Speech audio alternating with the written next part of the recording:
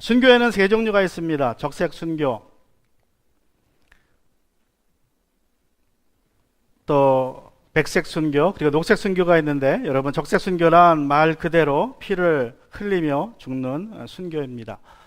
우리가 나누고 있는 스데반의 이야기, 스데반이 기독교 역사상 첫 번째 순교자입니다. 개신교가 한국에 들어올 때 첫 번째 순교자는 토마스 선교사 부부인데, 토마스 선교사님입니다. 이 선교사 그 부인은 중국으로 먼저 선교 같이 왔다가 23살에 아이를 낳다가 죽습니다. 그래서 이제 혼자 외로운 시간을 몇 년 보내다가 한국에 오게 됩니다. 1866년에 미국 배인 저너럴 셔먼호를 타고 한국어 통역관으로 와서 이제 배가 대동강으로 거슬러 올라와서 서로 무역을 하자며 이제 시위를 했습니다. 그러다가 배가 물이 빠지면서 모래톱에 걸려버려요. 예. 그러니까 이제 처음에 왔으니까 모르는 거죠, 그 뱃길을. 그래서 배가 이제 모래톱에 걸려 자초가 됐는데, 이 평양에 있는 시민들, 평양 사람들하고 관군들이 와가지고 강에다가 폐유를 버립니다. 쓰고 남은 기름을 쏟아버리고 걷다 불을 질러버려요.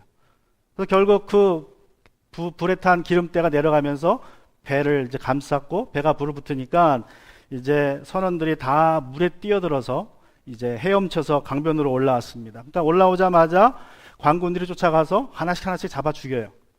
예? 수영해서 올라오는 그 미국 사람들. 토마스 선교사님도 마침내 올라와서 이제 가지고 있던 성경책을 나눠주기 시작합니다. 그러다가 관군이 와서 이제 그를 이제 칼을 겨누고 죽입니다. 그때 그를 죽인 사람이 이 박춘권이라는 이 관군이에요. 그래서 이 토마스 선교사님이 우리 한국 기독교상에는 첫 번째 순교자입니다. 예수님의 12제자 중에 11명이 다 적색 순교를 당했습니다. 사도들 중에서는 야고보 사도가 첫 번째로 적색 순교를 당합니다. 그리고 유일하게 사도 요한만이 자연살했습니다. 십자가상에서 예수님이 요한에게 부탁을 하셨죠. 내 어머니를 돌봐달라. 내 어머니다. 아마 그래서 제 생각에는 하나님께서 요한에게는 특별한 은혜를 주신 것 같아요. 그래서 요한은 유일하게 자연사를 합니다. 예수님의 젖동생인 야고보도 적색 순교를 당합니다. 반면에 백색 순교는 믿음 때문에 이 세상 살면서 온갖 고난을 당하는 삶을 이제 백색 순교라고 합니다. 피는 흘리지 않지만 하루하루 날마다 죽는 순교를 하는 거예요. 사도 요한은 자연사를 했지만 사실상 그는 백색 순교의 삶을 살았던 사람입니다. 끓는 가마에 기름가마에 던져지기도 했고 또 밤모섬에 갇히기도 했습니다. 주님을 위해서 담대하게 복음을 선포하지만 목숨은 잃지 않고 이제 살다가 자연사하는 것이 백색 순교라고 할 수 있습니다. 또 녹색 순교가 있습니다. 녹색 순교는 극단적인 금욕과 노동을 통해서 육신의 정욕과 이생의 자랑을 죽이는 선교예요. 그러니까 내가 금식하고 기도하고 내가 누릴 수 있는 쾌락을 누리지 않고 즐기지 않고 내가 기도원에 들어가서 기도를 한다든지 뭐 40일 금식 기도한다든지 이렇게 내가 주님과 좀 더 가까이 가기 위해서 나의 정욕을 죽이기 위한 모든 노력을 우리가 녹색 순교라고 할 수 있습니다.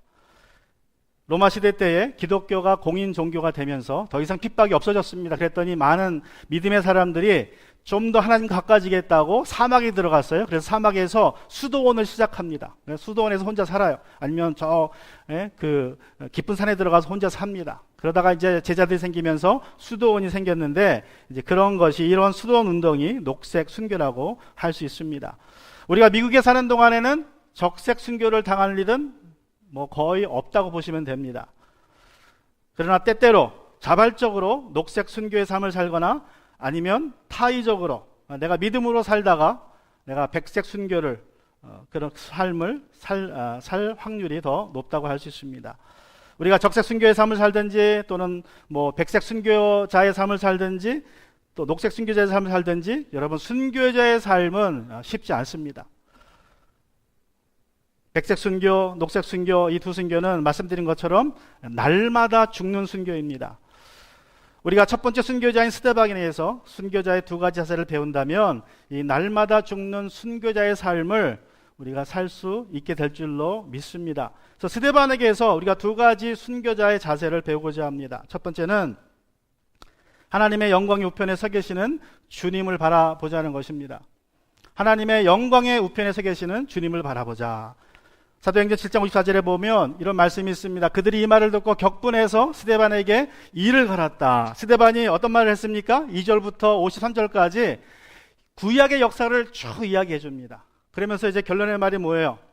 당신들은 목이 곧고 할례받지 않아서, 귀에 할례받지 않아서 당신들 조상들처럼 언제나 성령을 거역하고 있고, 그리고 하나님 보내신 예언자를 죽였고, 또 하나님이 보내신 의인 예수를 죽였습니다. 그리고 율법은 받았지만 지키지는 않았습니다. 스데반의 결론의 말입니다. 그랬더니 이 말을 듣던 유대인들이 귀를 막았습니다. 듣기 싫다고. 그리고 소리를 지릅니다. 더 확실하게 스데반의 목소리를 잠재우기 위해서 소리를 지르면서 이제 스데반에게 달려갑니다. 그리고 이를 부득부득 깔입니다. 여러분, 우리가 때때로 성령의 인도하심에 따라 살 때에 스데반처럼 할 말을 해야 할 때가 있습니다. 성경에 비추어서 아닌 것을 아니라고 말해줄 때가 있습니다. 그런데 사람들은 그럴 때마다 우리를 곱게 보지 않습니다. 여러분, 예수님께서 마지막 때가 노아의 시대 같을 것이라고 마태복음 24장 31절에서 말씀하십니다. 노아의 때와 같이 이 인자가 올 때에도 그러할 것이다. 창세기 6장에 보면 노아 시대의 모습을 이렇게 말씀하고 있습니다. 그미럽의 그 후에도 얼마 동안 땅 위에 네피림하고는 거인족이 있었다. 그들은 하나님의 아들과 사람의 아들, 딸 사이에 태어난 자식들이었다. 그들은 옛날에 있던 용사들로서 유명한 사람들이었다. 여러분이 아시는 내용처럼 이제 6장 1절부터 4절까지 보면 저런 내용이 나오는데, 여러분, 이 노아 시대가 우리가 말세가 예수님이 가까울수록 노아 시대와 같다고 말씀하셨는데, 그 노아 시대를 특징 짓는 묘사하는 단어를 두 가지를 꼽으라면 폭력과 성입니다. 폭력과 성. 그게 노아 시대 때의 현상이에요. 여기 보시는 것처럼 그들은, 네피림이 어떻게 태어났느냐, 하나님의 아들들. 여기서 하나님의 아들들은 천사라고, 타락한 천사라고 설명하는 사람들도 있고, 또 하나님의 아들들을 믿는 자들, 아담의 셋의 후손들, 믿는 자들이라고 설명하는 사람들도 있고, 또 둘 중에 하나입니다. 또 사람의 딸들이라는 것은 뭐 그냥 평범하게 사람의 딸이든지 아니면 이제 불신자의 딸이라고 설명하는 사람들이 있습니다. 자, 그런데 중요한 것은 뭐 천사가 인간의 몸으로 와서 사람의 딸들을 취했든, 믿는 자가 불신자의 딸들을 취했든, 어쨌든 하나님이 정하신 경계선을 넘었다는 거예요.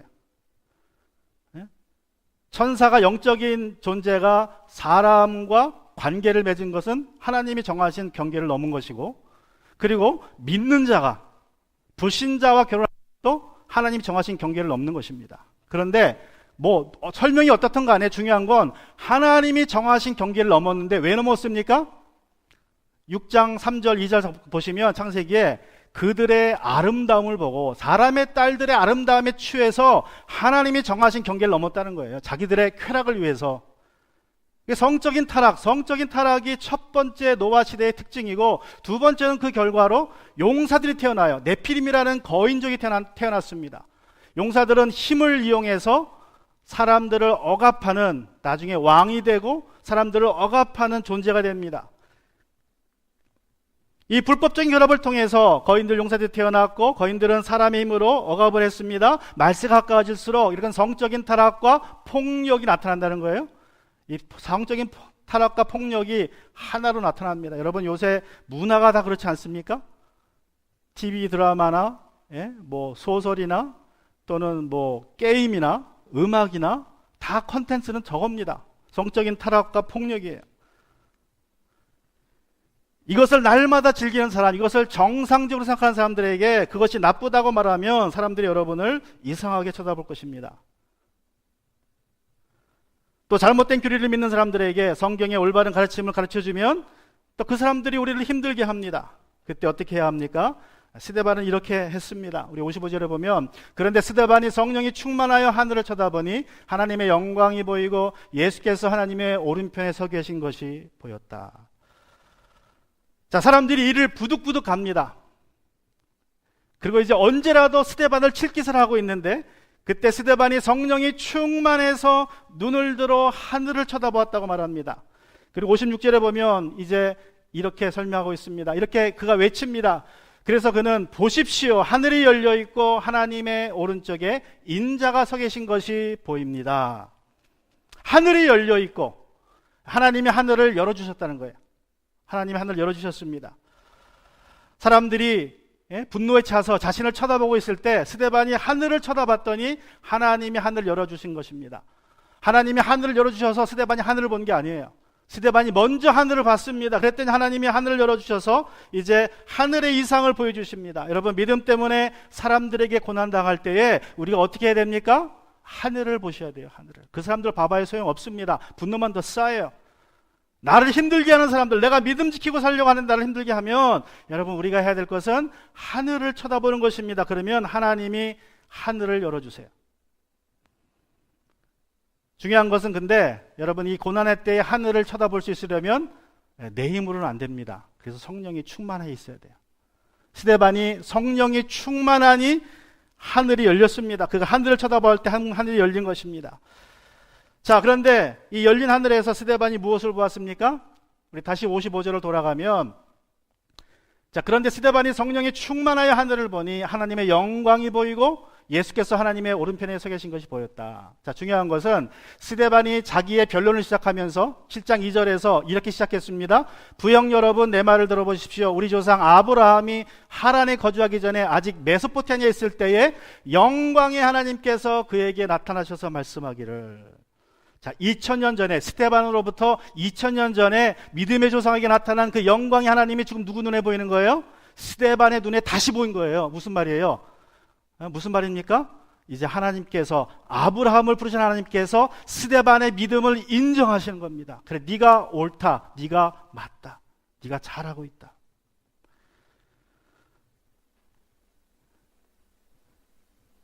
우리가 백색 순교의 삶을 살면서 핍박을 받을 때에 왜 하늘을 바라봐야 합니까? 하나님의 영광이 보이기 때문입니다. 또 한 가지 이유, 두 가지 이유는 하나님의 영광이 보이고 예수께서 하나님의 오른편에 서 계신 것이 보였다고 말씀하고 있어요. 자, 이 인자께서, 예수께서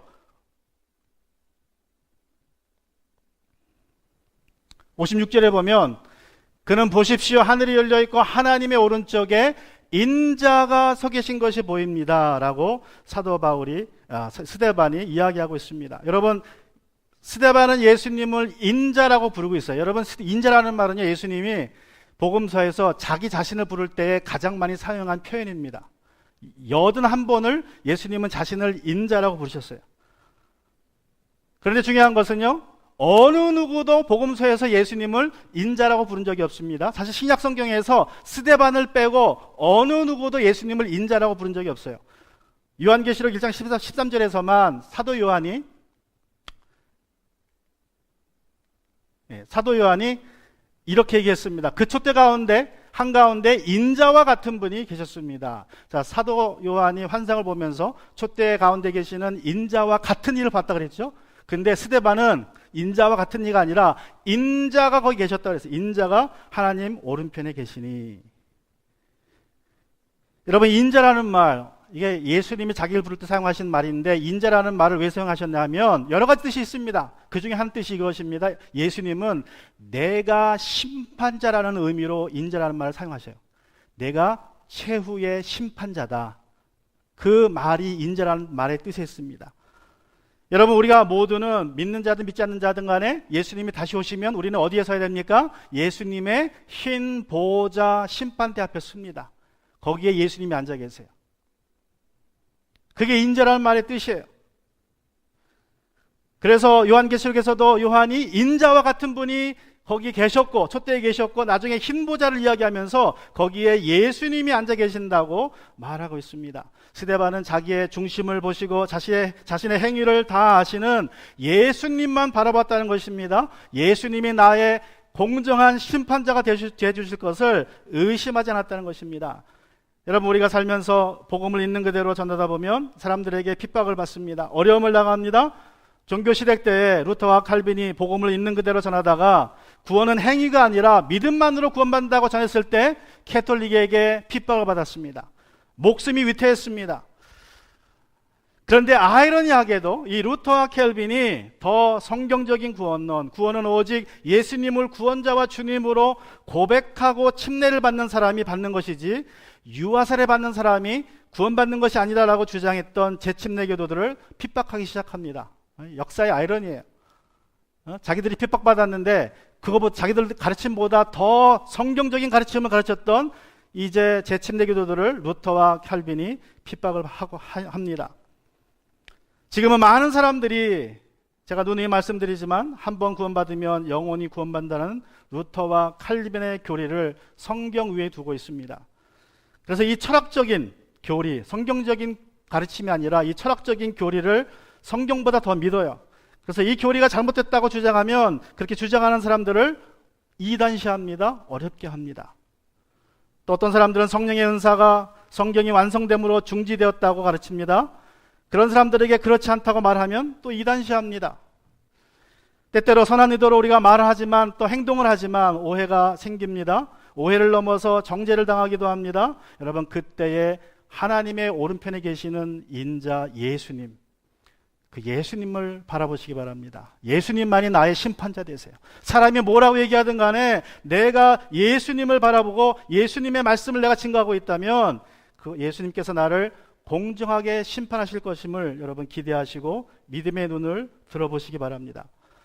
그런데 중요한 것은 스데반이 본 예수님은 어떤 자세를 취하고 있습니까? 스데반이 본 예수님은 예수께서 하나님의 오른쪽에 서 계신 것이 보였다. 자, 그 인자가 예수이신데 예수께서 하나님의 오른쪽에 서 계신 것이 보였다. 자, 예수님이 서 계셨습니다. 여기에 세 가지 해석이 가능합니다. 첫 번째는 이제 곧 순교를 당한 그 스데반을 맞이하려고, 이제 스데반이 돌에 맞아 죽으면 그 영혼이 올라올 거 아닙니까? 그러니까 그 스데반을 맞이하려고 예수님이 마중 나가기 위해서 서 계셨다라고 해석하는 해석이 있습니다. 두 번째 해석은 이제 예수님이 재림하기 위해서, 다시 오시기 위해서, 심판하기 위해서 일어나셨다는 거예요. 다시 오실 것처럼 그런 해석이 있습니다. 또 세 번째 해석은 스데반이 옳다는 것을 옹호하는 마음으로 옆에 서시기 위해서 일어나셨다는 거예요. 그리고 유대인들, 스데반을 정죄하고 있는 유대인들을 심판하고자 서 계셨다는 것입니다. 이 세 가지 해석이 다 가능하지만 저는 세 번째 해석이 마음에 와닿습니다. 여러분, 우리가 주님을 섬길 때 주변 사람들에게 오해받고 힘든 일을 당합니다. 복음을 전할 때 진리의 편에 서 있을 때 사람들에게 손가락질 받습니다. 요즘과 같이 다수가 지배하는 민주주의 사회에서는 다수의 의견이 진리입니다. 소수의 의견은 무시됩니다. 핍박을 받게 됩니다. 다수가 동성애가 옳다고 하면, 그래서 우리는 성경이 동성애가 죄라고 말한다라고 말하면 우리는 따돌림 받고 어려움 당합니다. 미개하다고 정죄받을 수 있습니다. 그때 하나님 오른편에 서 계셔서 여러분이 옳다고 말씀하시는 예수님을 바라보는 여러분 되시길 주님의 이름으로 축원합니다. 여러분이 적색 순교를 당하든 백색 순교를 당하든 또 녹색 순교를 당하든 어떠한 순교의 삶을 살든지 간에 우리 순교자의 자세는 나를 괴롭히고 힘들게 하는 주변 사람들을 보는 것이 아니라 눈을 들어 하늘을 보는 것입니다. 여러분이 눈을 들어 하늘을 보시면 하나님이 하늘을 열어주시고 그 오른편에 서 계시는 주님을 보게 될 줄로 믿습니다. 또 두 번째로 우리는 어떤 자세를 가져야 됩니까? 두 번째로 우리는 십자가에 달리는 예수님을 닮아야 합니다. 스데반은 십자가에 달리신 예수님이 하신 말씀을 7가지 말씀 중에 2가지 말씀을 그대로 따라합니다. 스데반이 하나님의 오른편에 인자가 서 계신 것이 보입니다 라고 외치자 사람들이 이렇게 했습니다. 57절과 8절에 보시면 사람들은 귀를 막고 큰 소리를 지르고서 일제히 스데반에게 달려들어 그를 성 밖으로 끌어내서 돌로 쳤다. 증인들은 옷을 벗어서 사울이라는 청년의 발 앞에 두었다. 자, 스데반의 말을 더 이상 듣고 싶지 않아서 어떻게 합니까? 귀를 막아버립니다. 그리고 이제 소리를 질러서 그의 말을 덮어버립니다. 자, 왜 그렇게 했습니까? 사람들이 스데반이 신성모독의 죄를 짓고 있다고 생각했기 때문입니다. 여러분, 유대인들의 주장 중에 하나는 유대인들은 유일신을 믿죠. 그래서 그 영광의 하나님은 어느 누구와도 자신의 영광을 나눈다고 믿지 않아요.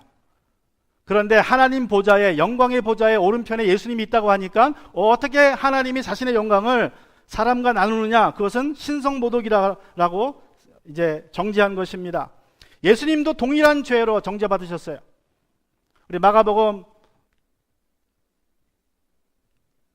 16장 42절부터 이후에 보면 예수님이 내가 바로 그이요 당신들은 인자가 전능하신 분의 오른쪽에 앉아있는 것과 하늘의 구름을 타고 오는 것을 보게 될 것이요 라고 말했을 때에 대제사장은 이렇게 말했습니다. 대제사장은 자기 옷을 찢고 말하였다. 이제 우리에게 무슨 증인들이 더 필요하겠어?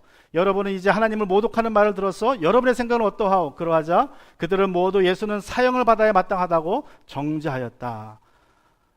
자, 예수님이 내가 하나님의 오른편에 하나님의 영광을 공유하고 있다, 나누고 있다, 나는 곧 하나님이다 라고 말하니까 그것을 신성모독죄로 이제 취한 것입니다.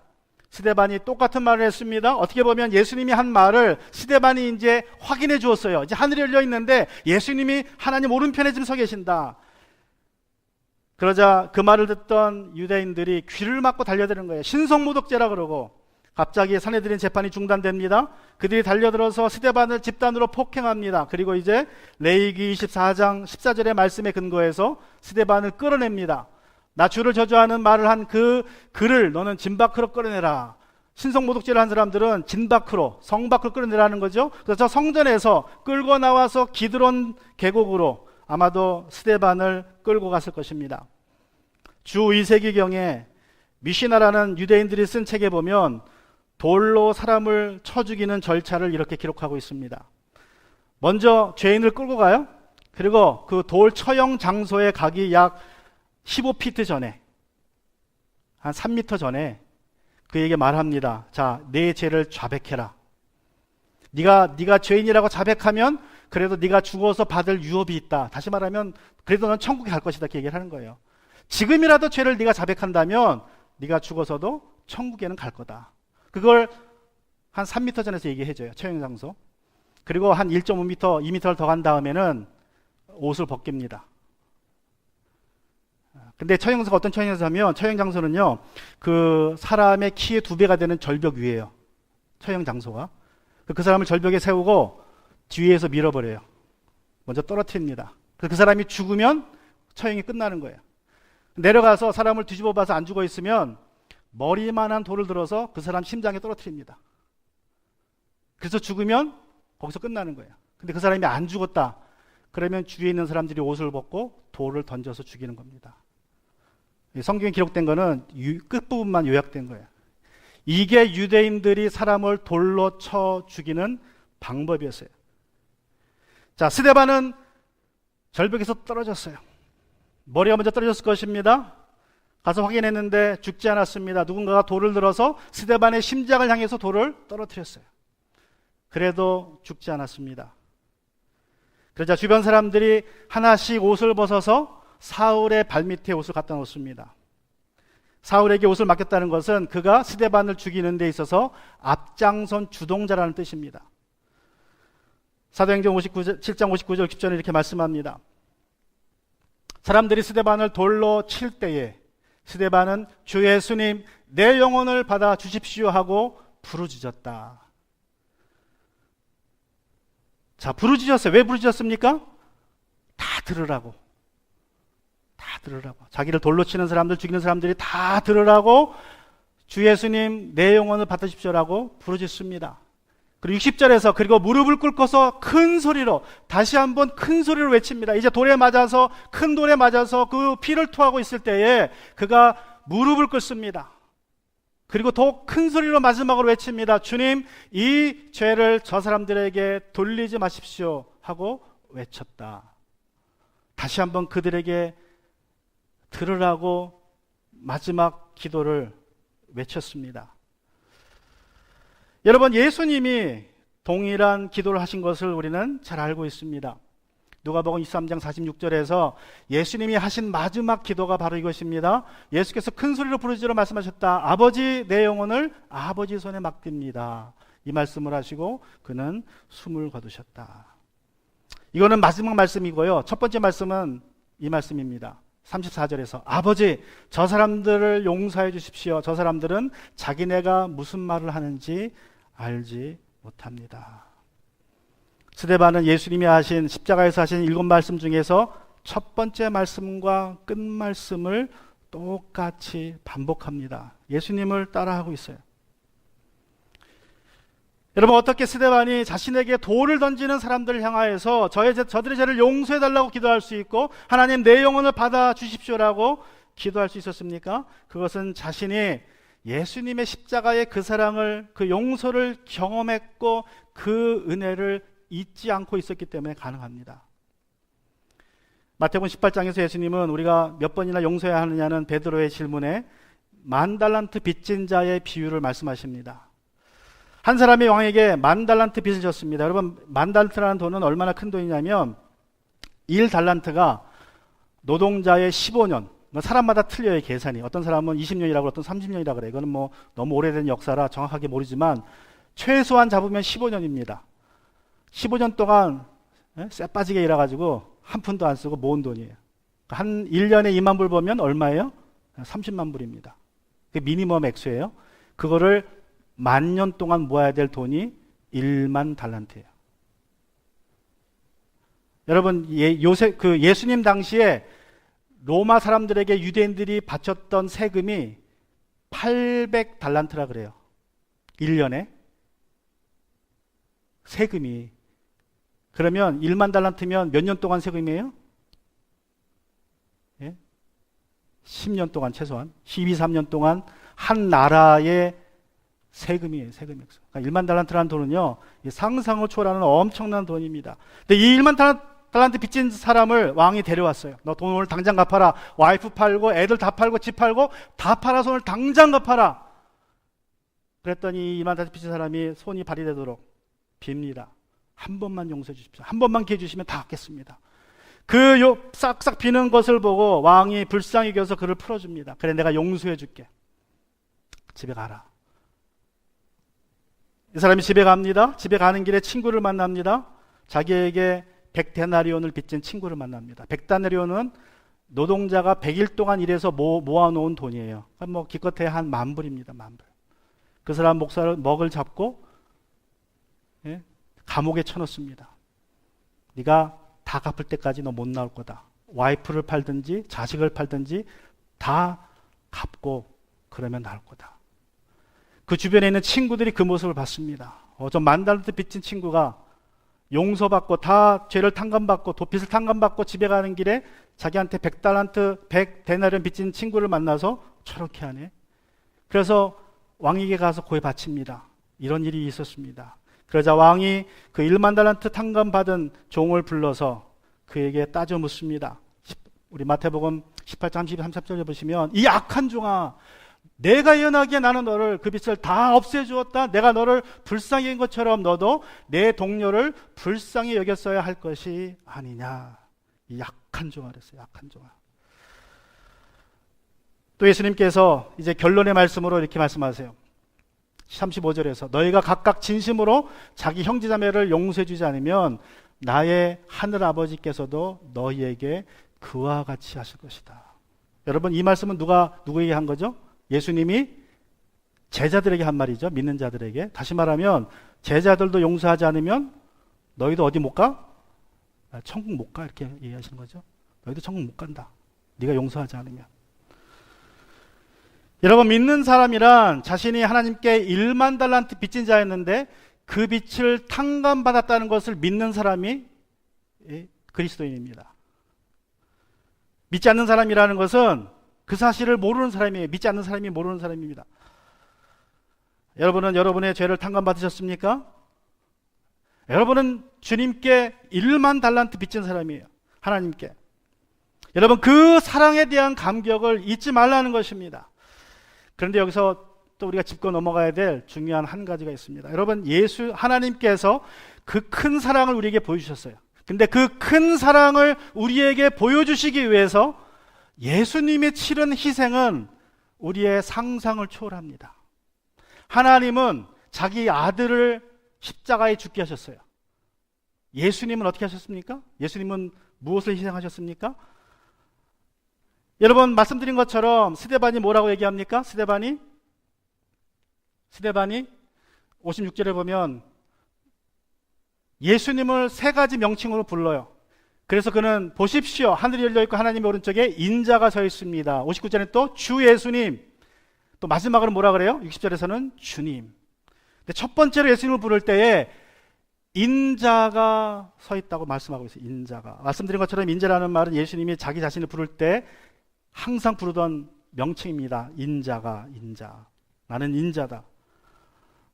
인자라는 말은 사람의 아들이라는 뜻이죠. 여러분, 예수님이 우리를 죄인을 구원하시기 위해서 하나님이 인자가 되셔 사람의 아들이 되셨다는 뜻입니다. 하나님이신 예수님이 사람의 육신의 옷을 입으신 거예요. 그런데 중요한 것은요, 하나님이 사람의 육신의 옷을 입고 이 땅에서 살다가 일시적으로 육신의 옷을 입고 살다가 죽어서 부활하신 후에 다시 하나님의 모습으로 원상 복귀가 된 것이 아닙니다. 그걸 잘 생각하셔야 돼요. 예수님이 인간의 몸을 입으시기로 결정해서 인간의 몸을 입고 오셨죠. 그리고 죽으시고 부활하셨지만 예수님이 입으신 그 몸은 어떤 몸이에요? 신령한 몸이죠. 다시는 썩지 않을 몸입니다. 여러분이 부활하시면 입을 몸이에요. 그죠? 신령한 몸, 다시는 썩지 않을 몸. 거기 한 가지 더 있어요. 예수님이 입으신 몸은 영광의 몸입니다. 하나님의 영광의 몸. 그런데 하나님이 몸이 있을까요? 없을까요? 하나님은 몸이 없죠. 그래서 스데반이 본 것도 영광의 하나님을 본 거지 하나님의 몸을 본 게 아니에요. 그죠? 그런데 예수님은 죽지 않을 몸, 신령한 몸, 썩지 않을 몸, 그리고 영광의 몸을 다시 입으셔야 돼요. 이게 무슨 말이에요? 하나님이 본래의 하나님 상태로 다시 못 돌아갑니다. 한번 육신 입으셨기 때문에 앞으로 영원히 그 육신의 옷을 우리처럼 입고 계셔야 된다는 거예요. 예수님이 하나님 되기를 포기한 것은요, 인간의 삶을 살기 위한 33년이 아닙니다. 영원히 자신의 신적인 권리를 포기하신 거예요. 우리를 구원하기 위해서. 스데반이 열렸을 때 본 그 하나님의 영광이 바로 예수님의 본체인데 이제 그 예수님이 사람의 몸을 입고 하나님의 영광이 보좌 오른편에 서 계신 거예요. 그 순간 스데반은 깨달았을 것입니다. 아, 우리 예수님이 하나님이 나를 구원하시기 위해서 포기했던 것이 바로 그 영광이구나. 하나님의 본체이시구나. 하나님이 예수님이 나를 구원하시고자 그 신의 자리, 영광의 자리를 영원히 포기하셨구나. 그가 비록 날라오는 돌에 맞아 고통 가운데 있었지만 그 하나님의 사랑, 독생자 아들을 포기하신 하나님의 사랑과 자기의 모든 권리를 영원히 포기하신 예수님의 사랑을 생각할 때에 그 아픔을 견딜 수가 있었습니다. 여러분, 우리가 이런 하나님의 사랑과 예수님의 사랑을 기억할 수 있다면 우리가 지금 잠시 당하는 고난과 고통은 스데반처럼 이길 줄로 믿습니다. 디모데후서 3장 12절은 말씀하기를 그리스도 예수 안에 경건하게 살려고 하는 사람은 모두 박해를 받을 것입니다 라고 말씀하고 있습니다.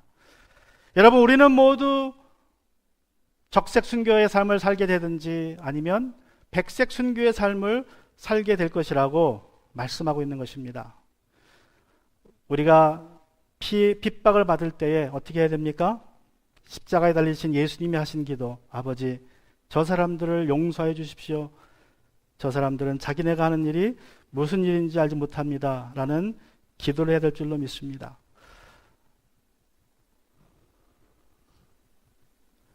토요일날 어저께 우연히 봤던 인터넷에서 사진입니다.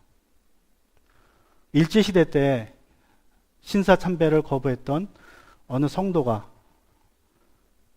순교당하기 전에 찍혀진 사진입니다. 그냥 한번 절하면 살 수 있었어요. 근데 오직 하나님만 섬기라는, 우상을 두지 말라는 그 명령에 순종해서 신사참배를 거부하다가 저렇게 순교를 당했습니다. 사진을 보면 생각했어요. 내가 저 자리에 있으면 저렇게 담대할 수 있을까? 내가 저 사람이라면. 솔직히 저는 자신 없습니다. 자신 없어요. 그러나 주님께서 은혜를 허락하신다면 주님께서 내가 정말 그 적은 믿음으로 하늘을 쳐다볼 때에 하나님이 하늘문을 열어주시고 영광의 보좌를 보게 하시고 또 인자를 보게 하신다면 우리가 저 자리에서 믿음으로 담대하게 될 줄로 믿습니다. 적색 순교이든 백색 순교이든 녹색 순교이든 어떤 순교를 당하게 되시든지 눈을 들어 하나님의 영광의 자리에 우편에 계시는 주님을 바라보시기를 바랍니다. 또 십자가에 달리신 예수님처럼 기도할 수 있는 여러분 되기를 주님의 이름으로 축원합니다. 우리 같이 시간 기도합니다.